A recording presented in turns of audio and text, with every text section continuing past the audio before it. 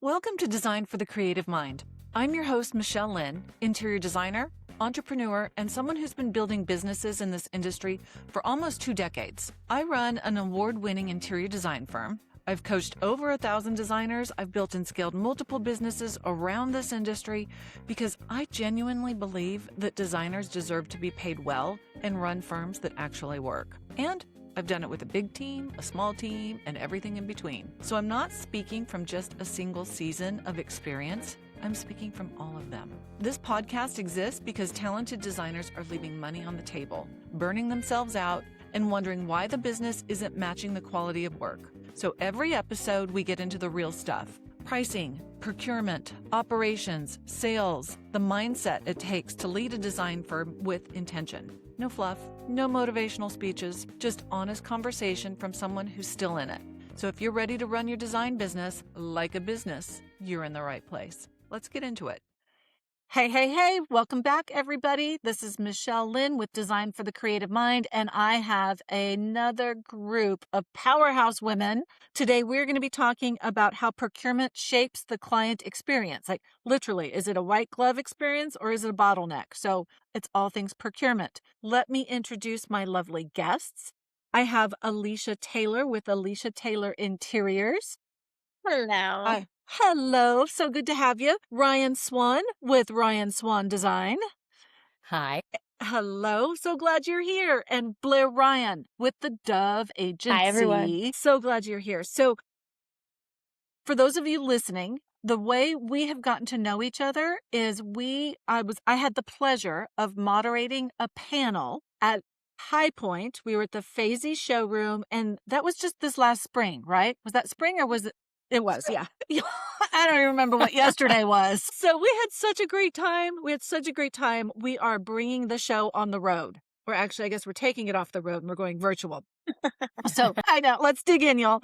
Let's start. Let's just ground the conversation right now and describe your procurement model just briefly. And what we'll do is we'll just start with Alicia, and we'll cruise around and describe, like, what are you doing in your firm? And actually, let's also talk about how big your firm is. Like, how many people are on your team? Is it just you? Do you have 17 people? All the things. Okay, thank you. We are a team of 8. We are in Scottsdale, Arizona, so you know kind of where our market is, and primarily do work in Arizona. For our procurement model, we have an amazing in-house gal. Our office manager does all of our procurement. And so we have decided to keep it in-house to control it and to oversee it a little bit more closely with our clientele and have it as personalized as it needs to be. So that's how we've chosen to take procurement. Fabulous. And Ryann, tell us about your procurement model. So we are a team of 4 based out of Greenwich, Connecticut. And we have a varied procurement model. So we do some of our smaller procurement in-house. And then for our larger jobs, we actually partner with the Dove Agency and Blair's team, and they will run our procurement model through their employees. Fabulous. Blair, tell us a little bit about how you're involved. Yeah, so the Dove Agency is a boutique service provider for interior designers. We help designers nationwide with their bookkeeping and their procurement. So we are largely back office. We don't interact with clients, but we're here to support in any way.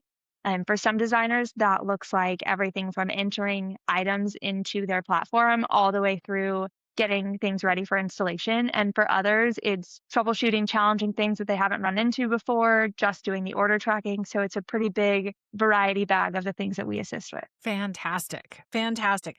And at ML Interiors Group, we've done both. So we generally are using the Dove Agency. I currently have a designer and a half right now. We have kind of repositioned ourselves, and it just makes more sense for us to outsource it at the moment. And it's so nice to just be able to pick up the phone and call Blair and say, girl, I need some help. That's what we're here for. Yes, onboarded us easily. Okay, so let's go back to when you made the decision. Like, whether you were going to build it in-house or outsource, like, what problems were you trying to solve at the time? And this is just a conversation, so we're not going to call on anybody. Like, just pipe in, and we're just going to have fun, just like when we were on the panel. I'll go first since ours changed. So I was running in-house, and our projects are very varied. So we do hospitality, retail, as well as residential. And we were doing a project in Canada, and the thought of trying to figure out how to get items over the Canadian border and managing all the logistics in-house would, in addition to running and designing all of our jobs, was just overwhelming. And I had been partnering with the dev agency for a while. They do all of my bookkeeping and back end financials. So I knew that this was a service they offered. We had a quick call to kind of talk about what I was looking for, and it was a really seamless process for me. They dealt with all the sales tax implications and helped me find a truck to get everything over the border. Things were damaged, which they always are. They helped me solve that. So it's really been a value add, especially since we work in such different markets with every job. We just did a job in Naples, and I don't know a receiving warehouse in Naples. So they were able to do research and recommend a few for me to select from. And, they don't know this, but we have 4 trucks of items coming over the border from our Mexican fabrication facility that they're going to help me get to the East Coast in a week. Love it. Ready for it. So it's definitely nice to lean on them as a problem solver, especially in the more complex jobs. Right, because you're trying to run a business. Exactly. That is fantastic. That is fantastic.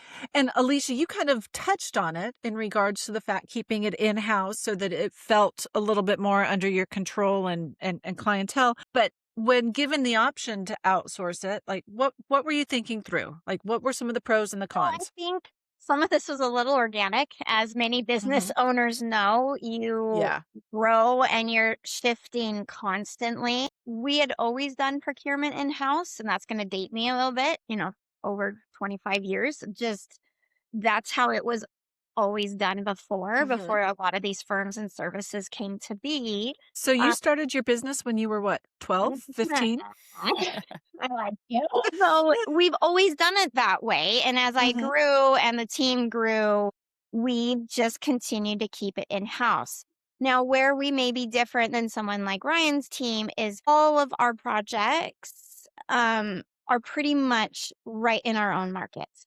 We aren't having to figure out different sales tax states and places and over the border and that. And so the personal touch that we can offer in person, literally, and to be there. And our clients have met these gals in the office throughout the design process. And it has really been a really cool process. And I think my light bulb moment to keep it in-house was listening to people smarter than me in my industry, teaching me about how to run a business, is going into a procurement fee and charging for this. Because Right? I didn't. It was just something we designers do. Yeah. And that actually opened my eyes because I had the right people on staff, and now it could help justify paying for their salary here.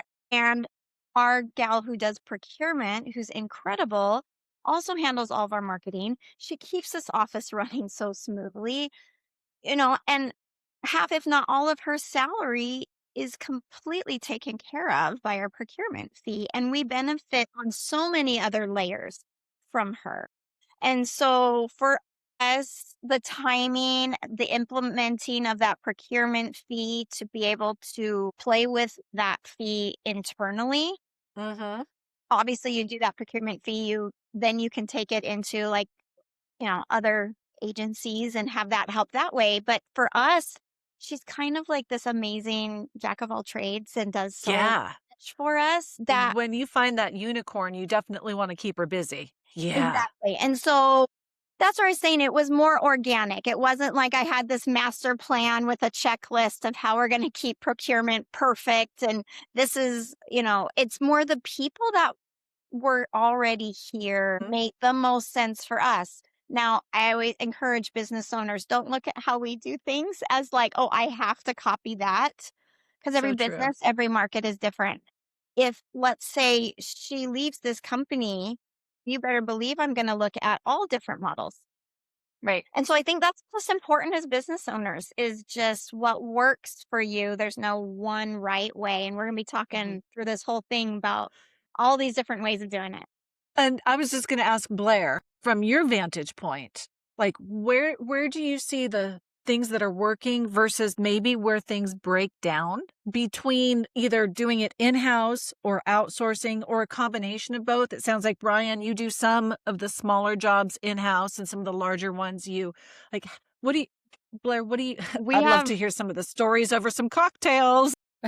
we have a kind of a full range of clients. So we have a sole proprietor where they're the person who's handling it all, and they may not have the volume to justify having someone full time on staff, or just not have the workload, even in adding some of the marketing and different things. And so we're a stopgap so that they can take on more on their plate without paying a full time employee that they don't have the hours for. Right. And then on the flip That makes side, sense. we also have where there are such large teams with so many things moving through it that we're an assistant to the in-house procurement person. And so we're handling maybe all of the online orders and they're handling all of the custom pieces.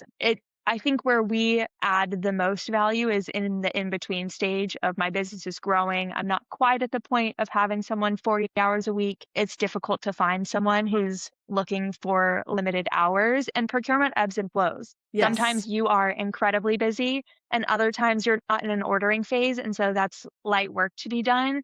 That's difficult when you have in-house someone who you have on salary that you're paying full-time, regardless of the work being done. Yeah. Or even if they're hourly, you don't have enough hours for them. You don't want to lose them. Right. Exactly. So we're a good in between where there's no commitment, but we're keeping things moving to fill maybe slow periods, but also really busy periods for other teams. And where do you see things going off the rails? Like in my experience, a lot of it just comes down to standardized processes and a lack of communication because, I mean, my mind reading skills kind of suck.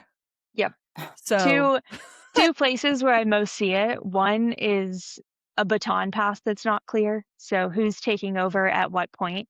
Whether it's your in-house team member, an outsourced solution, there has to be a clear point between the designers and whoever is handling your procurement to know whose role is overseeing which part. And that's on the front side of the process. On the back side, I see the biggest breakdown. If your procurement associate is not talking to your bookkeeping team, you're losing money. Inevitably, you've got to reconcile the freight charges and the sales tax that you've paid and all the different pieces. And if they're not speaking with your bookkeeping and accounting team, you're losing bits and pieces throughout. And that adds up quickly. It does. It's death by 1,000 cuts. Great way to put it. I'll chime in. We use Dove a lot on the bookkeeping and big, almost like CFO type of strategy, and then into the nitty gritty bookkeeping. And my procurement gal in-house has a clear communication with Dove. So even though we aren't using Dove for procurement services, there is a connection with bookkeeping and accounting, a direct connection between our in-house procurement person and just the bookkeeping arm. Well, and shout out to Dove. This is not a commercial for them, but I just speaking from experience, although maybe I could get a little bit of an advertising fee. Anyway, but one of the things that I think is so valuable is when you have a bookkeeper who understands our industry. Like you cannot just hire some random bookkeeper off the street, no matter how good they are. There's a lot in this industry that is so unique. Like so unique. Funny story, y'all. didn't tell you this. In a previous life, I used to place accounting and financial professionals on projects. That was, I used to be the sales manager for a recruiting firm. Okay, random, I know. The hardest position for me to fill when I started my business, the most turnover, the freaking bookkeeper. So it was ironic that I could hire for everybody else, but to hire my own, I just thought it was another industry. No, this industry is challenging. It definitely is. Oh my gosh. From the accounting standpoint, interior designers, there's a part of your business that operates like a law firm, part of your business that operates like a manufacturing firm, part of it operates like a service. It's a lot of different pieces coming together, which can blow some people's minds when you get into the details of it. Yeah, definitely. Mine included. Okay, so each of y'all, how do you handle accountability when, let's say, issues arise, delays happen, let's say multiple vendors? You know how it is. It's kind of like it just all starts to stack and domino. Like how do you relay that to the client? How do you navigate it internally? And I'm not talking about just, going home and having wine. Like how do you navigate this? Because we all feel the pain. So for us with Blair and her team, what they do is every Friday, once we get into the procurement phase, they put together a tracking report, which they send to me to have a look over to make sure I'm okay with it. And they are always, if they're ever contacting a client directly, it's coming from an email address that I have set up for them. That's an Mm-hmm. at Ryan Swan. They're not emailing from at Dev Agency. So they are an extension of my team. And it's an email inbox that I can respond from as well. And it's more of like a generalized purchasing email box. But every Friday they're putting together reports. So we have an update on if anything's delayed, what's been received, if it came in damaged. And then once we review that, confirm that we're okay with them sending it, they will send it directly to the client. And then the client will have that information. All right. So what about you, Alicia? When you have these issues come up, you don't have necessarily somebody sending you a report. You've got her right next door to you, probably within reaching distance. I think procurement just as a whole, I'll talk first with like client expectations, and then I'll go kind of internally how we handle it. Mhm. Whoever speaks first is right is a line that I was taught by a business coach, which just means if the client has to call you and ask, hey, where do you think that sofa is? Should I have purchased it? Oh my gosh, should we reselect? Now they're in the driver's seat.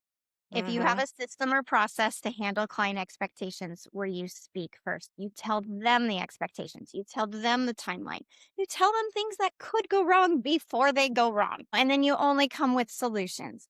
So I think, first of all, just communication and always being the first one that speaks Yes. to the client. Procurement is everything. That is the difference between failure and success, according to It's true though. I mean, think about the whole project. Just yeah. telling them what's coming next. Yes. So now internally, you have to be super organized to do that. So kind Mhm. of like Ryann and Blair's system where it's once a week, we educate our clients on the very, very front end. You are going to get an email from us every other Friday during the entire procurement process, even that if that's 5 months, of Mhm. ordering furniture and waiting for their new house to be finished. And it is a very organized kind of spreadsheet format table. It gets updated, what's arrived to the receiver, if there's any delays, and then if there's anything she needs to personalize or educate them. Otherwise, all we're trying to communicate is you're in good hands. If you need the Mhm. details, dive further. And it's consistent, easy to read, and it goes like clockwork every other Friday until the very last delayed end table gets dropped off. Oh my gosh. Oh my gosh. So I'm curious, how much detail are you giving your client? Not a Like, lot. so I hear that there's a table. Is that just internal? Or are So, you sharing that with the client saying, hey, you've got 137 items that we've placed an order for. This one mhm. came in this week. This one came in this week. This one's back ordered until. So Like, we keep the format almost similar to the proposals that we're doing in the studio, where mhm, we say, because they're approving those big bulk items for us. As a firm, we accessorize and stylize, and that's kind of separate. So it's the right. sofa, the rug, the chair, those kind of items. And that's how they've seen the pricing of each item. That's how they saw it on their proposal. That's how they Mhm, approved the whole proposal as a whole. And so we just combine those items on a quick little table.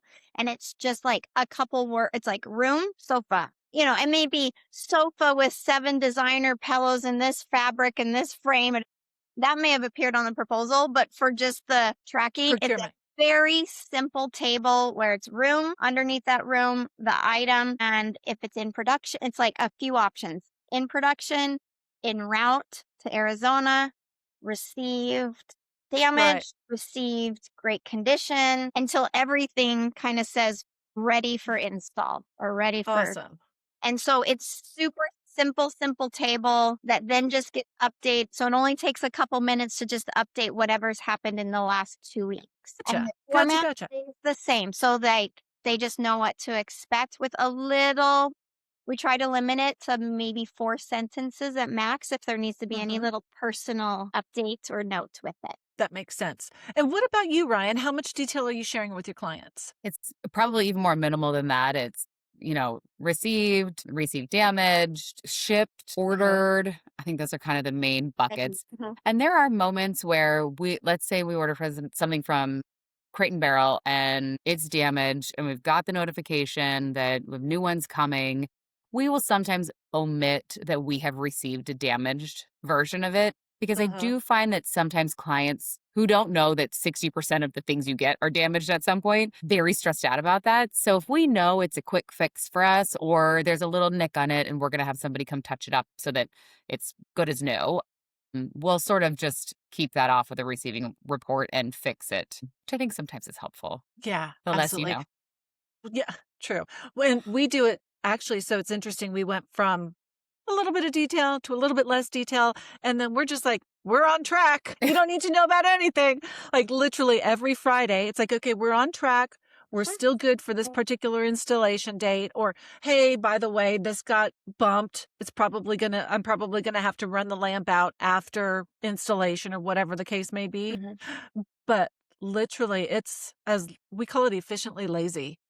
Yeah. And bits and pieces. Sometimes I'll ask a client, would you want to see the information? And our feedback for our firm has truly been, no, I don't have time. I'm trusting you to handle it. Like, Yeah.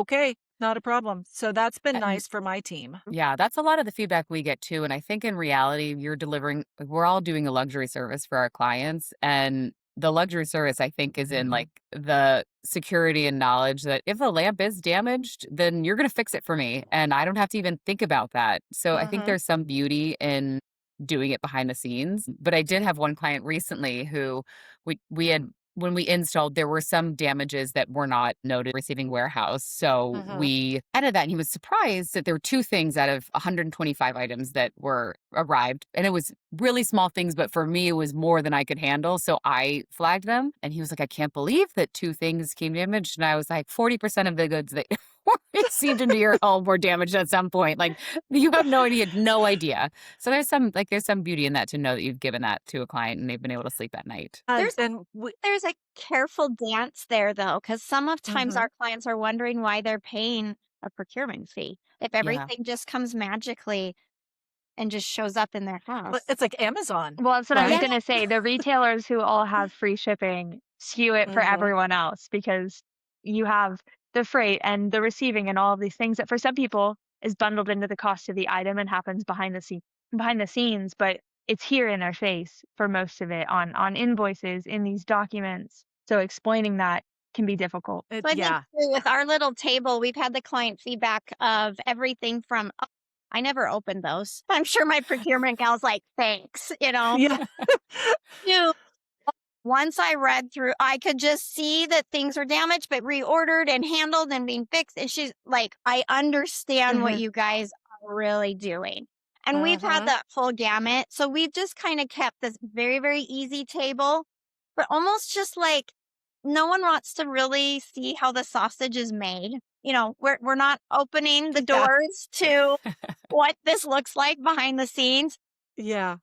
For us, it's like, I need to give them just enough to justify that fee so they know, oh, yeah, that's right. All that money is going to handling the chaos behind the scenes. Amen to that. And I'd like to point out as well for our listeners, it's, as a business owner, I just wish there was one way, right? Just tell me how to freaking do it and I'm going to do it. But here we are, 3 business owners, and then Blair, who sees all sorts of business owners, and we all do it differently, right? So finding a way that works for you and your clients, I think, is the key. There's no wrong way per se.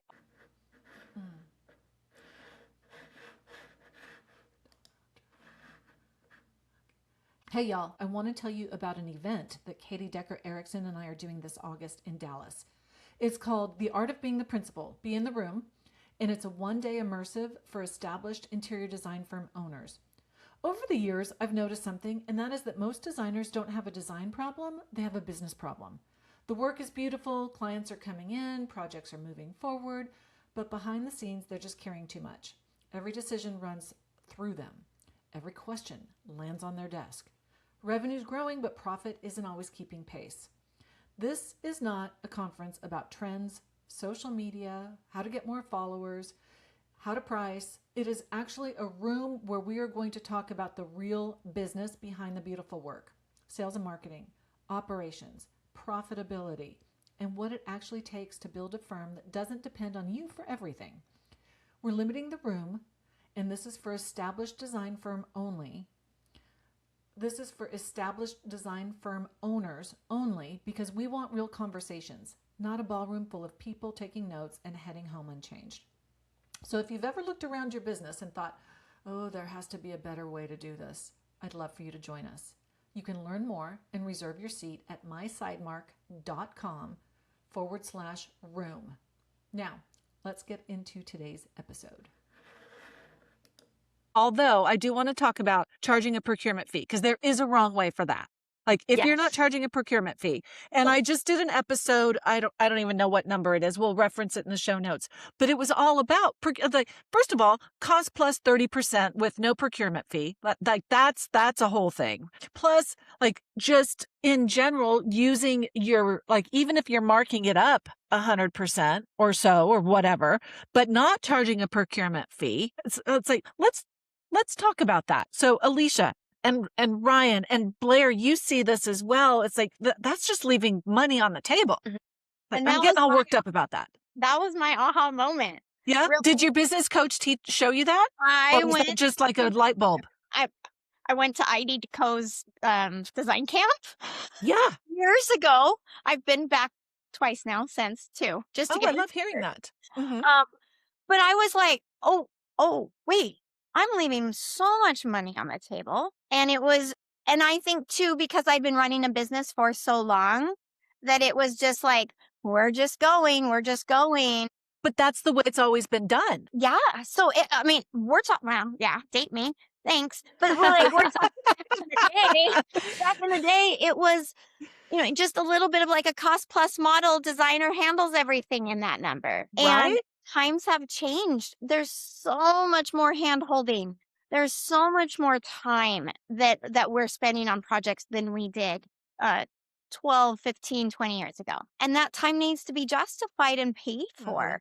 And I just think that was my aha moment. Like, oh my gosh, I've kept up with the times with what we're doing, but I wasn't changing my business model to keep up with the amount of workload. So once that was, and literally I came home from that camp, we charged a procurement fee other than having to explain it to our clients from a value-based discussion. No pushback. It's been very little pushback, and a pushback really just means it's an opportunity for me to sell our value.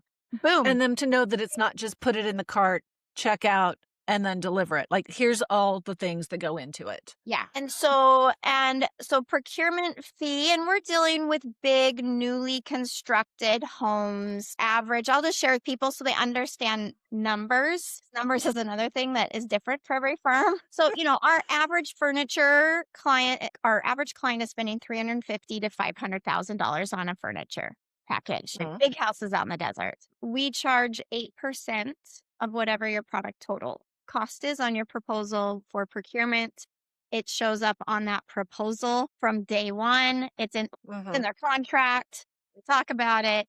It shows up on the actual proposal just as a line item after they see all of their products. So it's not an after the fact fee, which clients hate. Yes. Put checks at the end. And so we do an 8% procurement fee. And then we also, just as a side note, also took our data and said, what do we need to charge for install, delivery, the art hanger, the window installer, the delivery trucks, the receiving, the storage, like all that hand holding, because clients don't understand how much that adds up to. Yeah, it does. And so we came up with a percent for our market, for who we use, for what makes sense to us, it's 12%.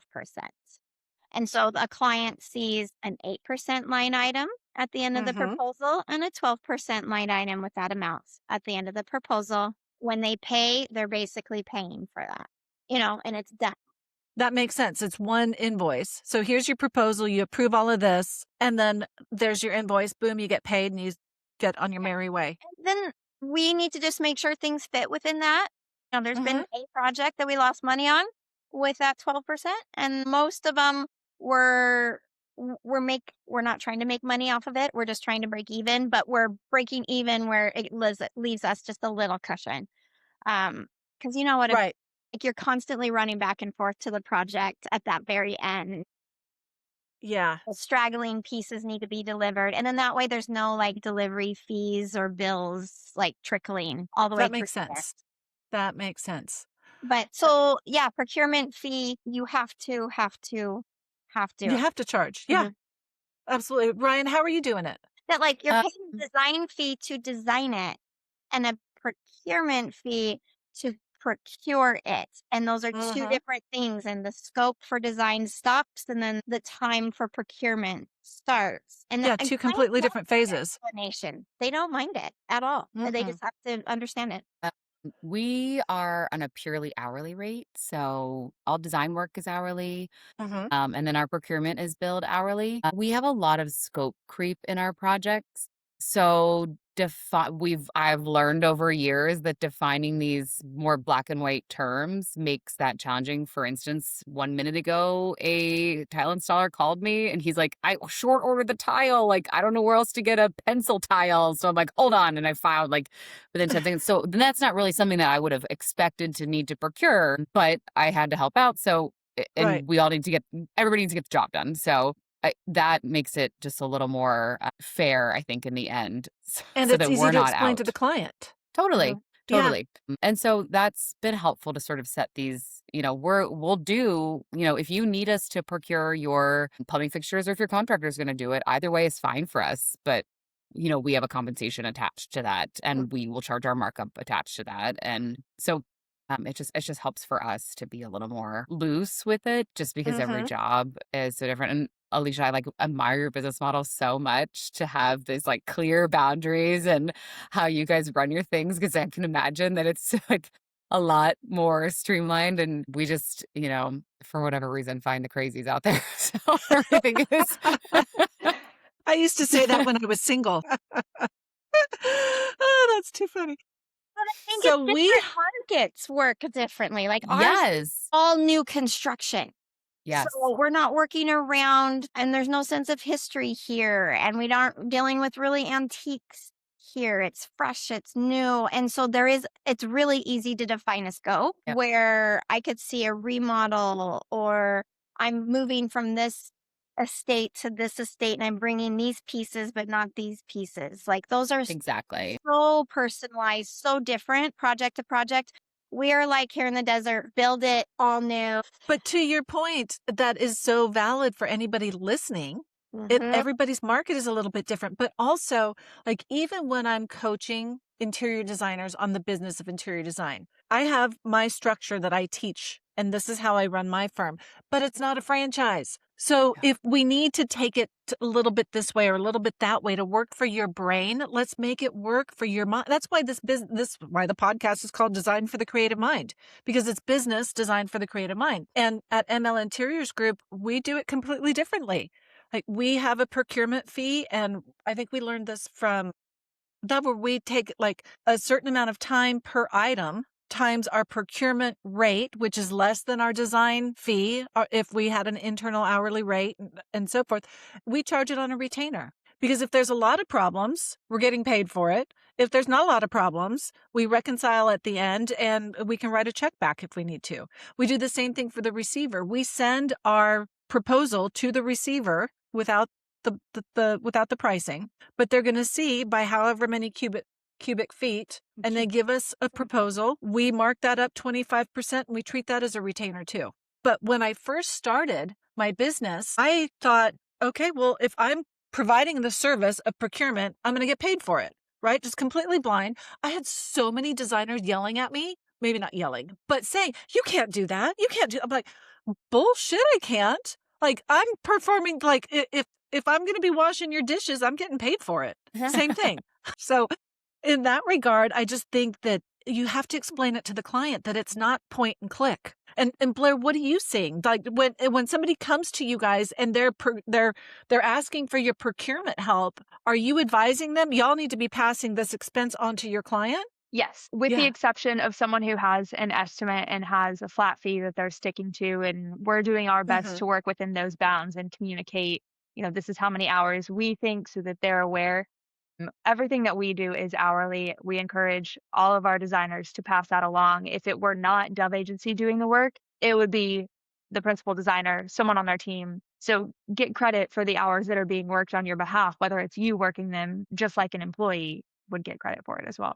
And I think with Absolutely. all of these things, the percentages and hours and that, talking with someone who is in the details of your books to make sure that they make sense, reconcile at the end of a project that you feel like is a good example to make sure that the percentages are lining up. If they're not, adjust it a little bit and catch it on the next go around. The other piece that I stress is a principal designer's time and the value of their own time. If you look at Amen. the profit of a project at the end of it and take it by the number of hours that you, the principal designer, worked, is that aligning with the value that you expect yourself to have? And if it is, you're sitting in the right spot from a big picture. We could go in and talk about, I wish you had $5 more on freight in this item and $2 less here and a larger markup. But truly, it comes down to how much money came into your business and was it worth your time? With I love that, that. And saying yes to opportunities that make sense, turning down things that might not make sense, but that your Mhm. value is adding up to what you want it to be. Well, that and also realizing, because early in my tenure as a designer,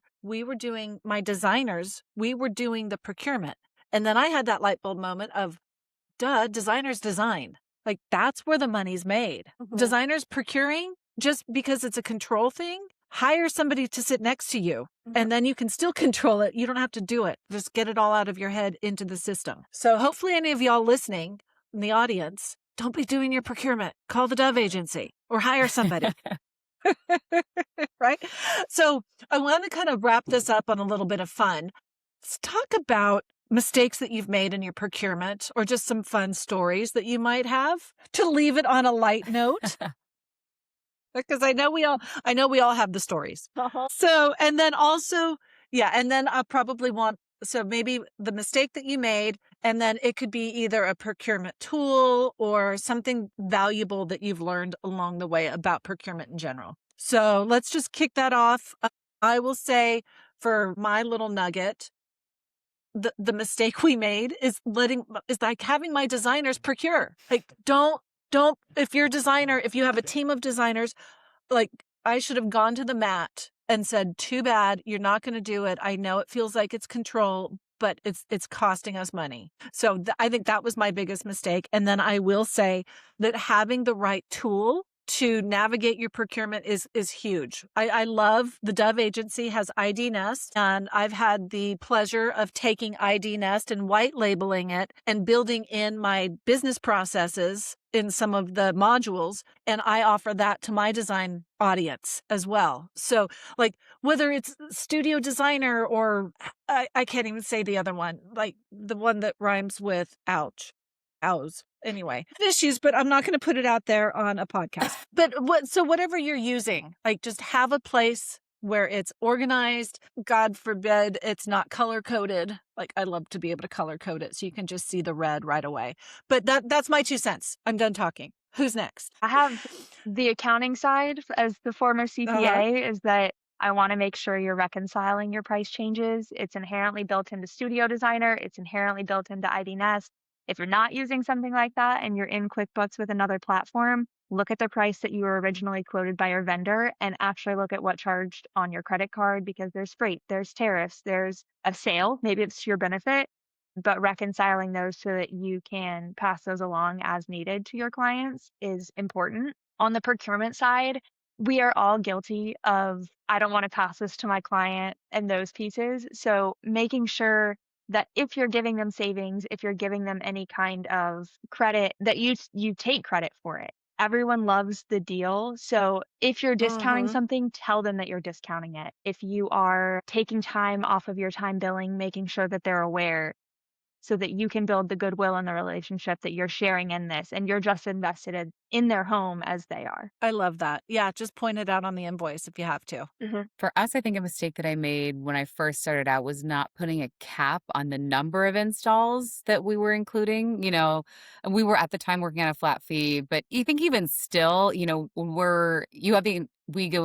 do an estimate for installation and receiving in advance, but you need to spell out, like, they're not going to be here every week delivering like one side table for this same fee. So now our contract says, we'll be there for a maximum of 2 installs. After that, we got to look at what's going on here. So I think that was really helpful language to add in. That's genius. Yeah. Totally. And especially even if you But even if you are working on an hourly basis, it's Yes. At some you point, still you have got to cut the yeah, ripcord.